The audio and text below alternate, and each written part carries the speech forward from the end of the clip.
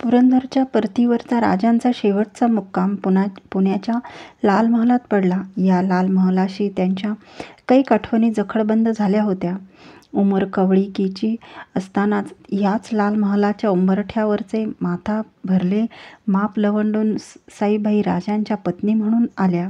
त्यावेळी एवढं भलं मोठं माप यांना दिसलं कसं नाही, याचं राजांना हसू आलं होतं. आज त्यांना आपल्या त्या विचाराचं हसू येत होतं. रायगडावर सईबाईच्या महलात ही लग्नातील आठवण चिराखादानाच्या मंद प्रकाशात राजांनी अनेक वेळा बोलून दाखवली होती. त्या आठवणी मनात घोळवीत राजे लाल महालाच्या माळवदावर आले. हात जोडून त्यांनी उगवत्या सूर्याचे दर्शन घेतले. भोवतीचे छोटेखानी पुणे निहाळले.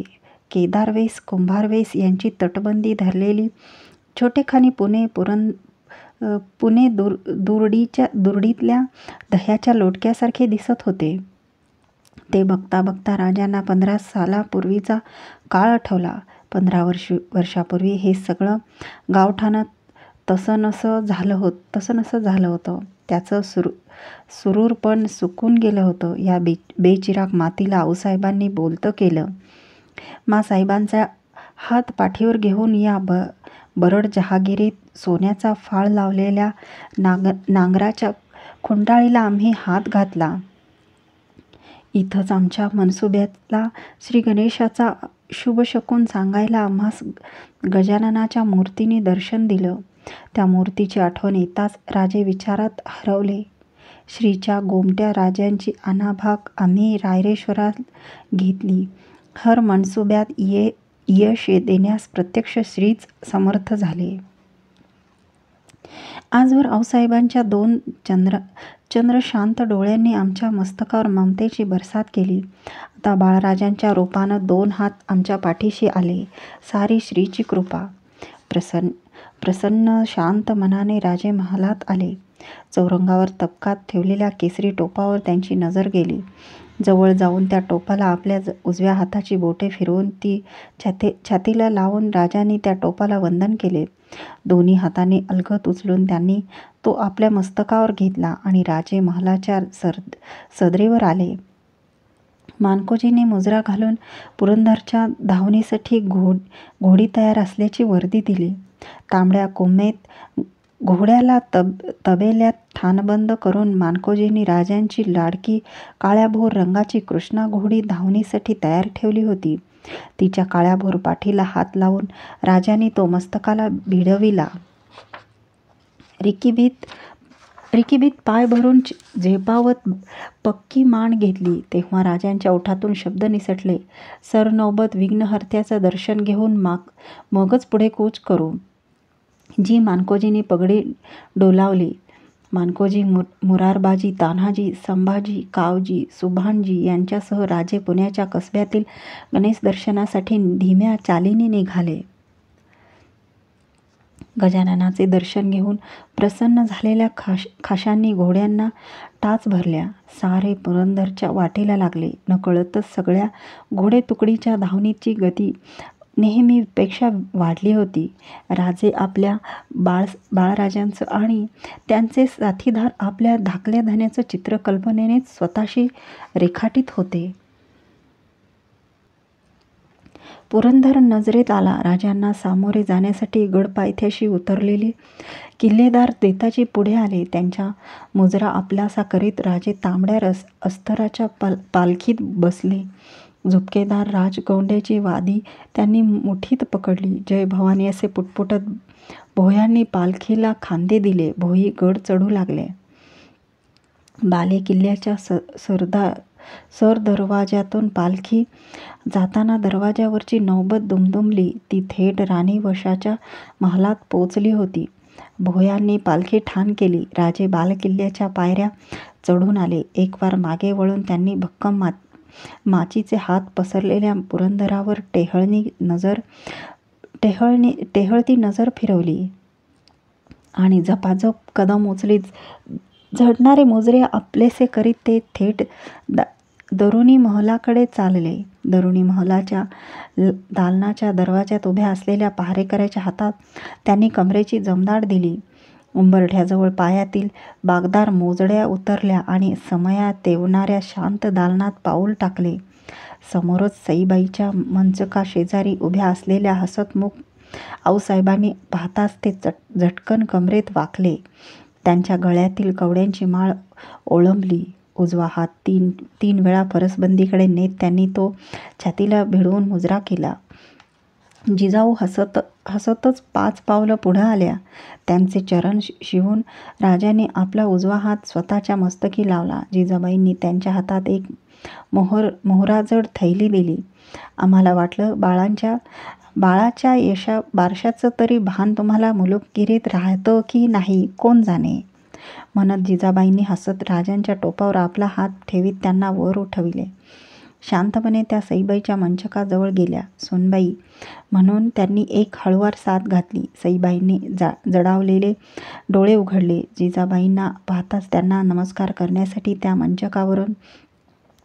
मंचकावर उठून बसण्याची कोशिश करू लागल्या. राहू दे म्हणत जिजाबाई त्यांना बळेच शांत केले आणि त्यांच्या कुशीतील दुपट्यात लपटलेल्या चळवळ्या बाळराजांना अलगद उचलताना जिजाबाई म्हणाल्या, तुमची स्वारी गडावर आली, जागत्या राहा.